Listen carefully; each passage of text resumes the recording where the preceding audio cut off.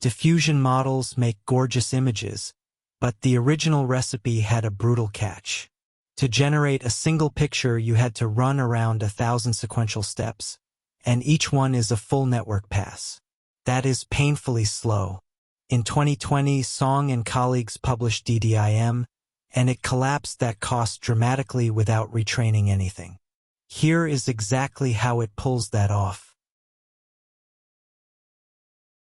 To really understand where the speedup comes from, look closely at what makes the original sampler slow in the first place, and set it side by side with the one thing DDIM decides to change. Standard DDPM sampling is stochastic and Markovian.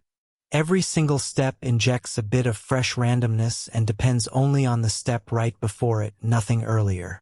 That rigid structure forces you into many tiny, careful steps, which is exactly why generating just one image can take roughly 1,000 full passes. DDIM makes the update deterministic instead. Given the same starting noise, you always land on exactly the same image, and that removes the fresh randomness that got injected at every step. Because the path is now fixed, you can take much larger jumps and comfortably finish in tens of steps. Now let us trace how the fast sampler actually runs in practice, from a model you already have sitting trained on disk all the way to a finished image. Everything starts from a trained diffusion model. DDIM defines a non-Markovian process that happens to share the exact same training objective as DDPM, so you can take an existing model straight off the shelf and change absolutely nothing about how it was trained. Only the sampling differs. Then, instead of walking every time step, you pick a short subsequence of them. Maybe you keep 20 or 50 out of the original 1,000. The rest of the schedule simply gets skipped, which is where the savings come from. At each kept step, the deterministic update jumps ahead.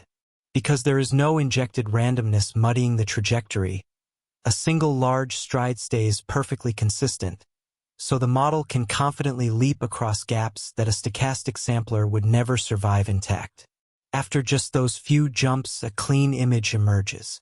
You reach comparable quality in tens of steps instead of 1,000, a speedup that often lands somewhere in the range of 10 to 50 times, and remarkably it all comes from the very same weights you already had, with no accuracy sacrifice worth mentioning. So what should you actually remember about DDIM once the details fade? It really comes down to 3 ideas that stack neatly on top of each other. First, there is no retraining involved whatsoever. DDIM reuses the exact same train model as DDPM and only changes how you sample from it afterward, so any existing diffusion checkpoint you already have on disk can be sped up immediately, for free.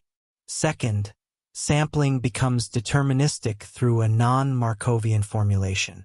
The same seed always produces the same output, and that determinism is precisely what lets the sampler take those big, confident strides. Third, that determinism hands you a bonus far beyond raw speed. Because every starting noise maps to one fixed image, you get a genuinely meaningful latent space, so smoothly interpolating between 2 seeds produces smooth, believable transitions between the 2 images they generate. Let us wrap the whole thing up into a few clean takeaways. DDIM samples from a diffusion model far faster, turning 1,000 steps into tens with little quality loss. It shares the same training objective as DDPM, so any trained model can be sped up with no retraining. Its updates are deterministic and non-Markovian, and that fixed trajectory is precisely what allows the much larger sampling steps.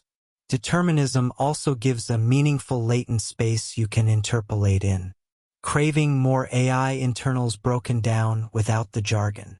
Standarity.com is built for exactly that.